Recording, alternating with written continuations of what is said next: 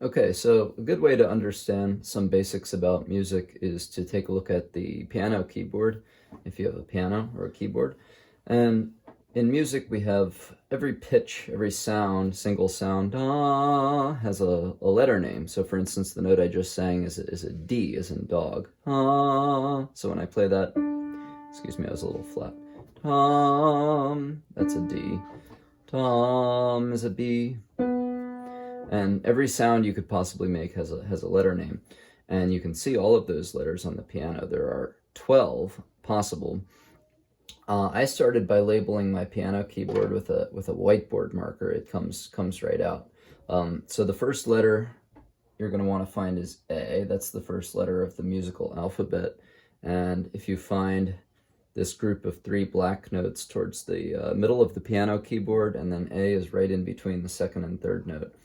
So that's A, and B, C. We're just labeling the white keys up to G. Now after G is not H, but rather back to A, because you'll notice that this key and this key not only look the same, but they sound the same. They just sound like a higher and lower version of each other. And in the same way, B and the other B sound similar, and so forth. So even though the musical alphabet goes from A up to G, for a variety of reasons, we think of the different sets of notes as running from C to C. And you don't have to understand that at all for now. We can come back to that later. But for practical purposes, it makes more sense to go from C up to G, back to A, and then through to the next C. So I'm going to erase the first A and B, and we're going to think of starting on a C, going up to B, and then here we come again back to this next C.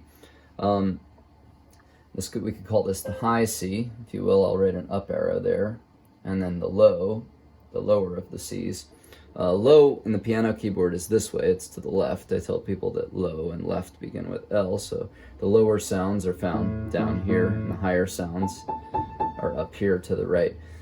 So once you have your keyboard labeled, we can start to play some music. This is Twinkle, Twinkle, Little Star, and we see it begins with C's, 2 C's, and these are always the low C in this case, so we don't even need this high C at all for this song.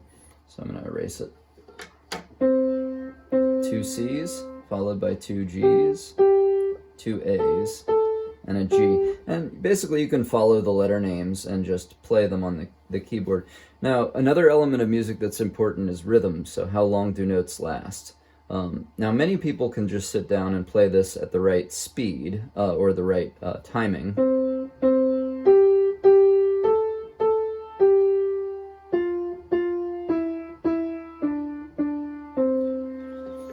Now, if you were musically perceptive, you might have noticed that these notes that I'm circling now are a bit longer than the others. And some people will just know exactly how long those should be, just intuitively. And that means they have a good sense of music and a good sense of rhythm. And if you don't, that's okay. But try to listen for it this time. See if you can hear that those notes are longer.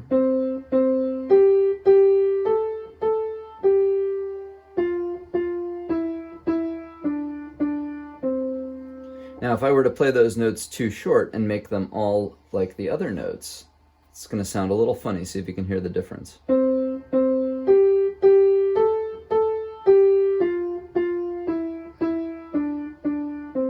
And to some people, it might not sound too bad, but the difference between that and is really the difference in what makes it sound like the song, and that's rhythm. So rhythm is not really a big mystery. Hopefully, if you don't have the skill of being able to tap a beat to a song while it's playing on the radio or on anything, that's a good skill to try and develop, and that has to do with having a sense of rhythm, but you can kind of develop it. So I'll play a few songs and tap along to the rhythm. So if I have this is Seven Nation Army. that's an easy one because in the recording, you know, the bass drum is keeping the beat, and it's very strong, and you can kind of feel that beat. Or this one.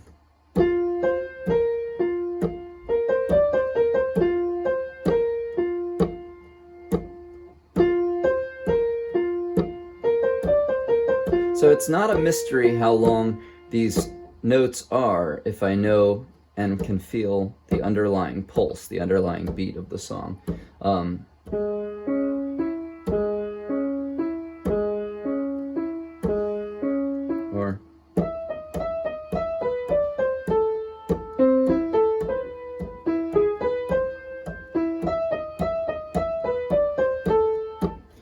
And from there, if we know what the pulse or what the beat is, we can count numbers of beats.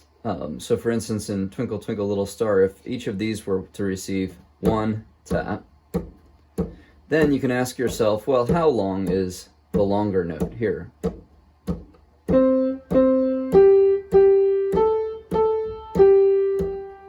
How many taps did that get? Listen to the one in the circle.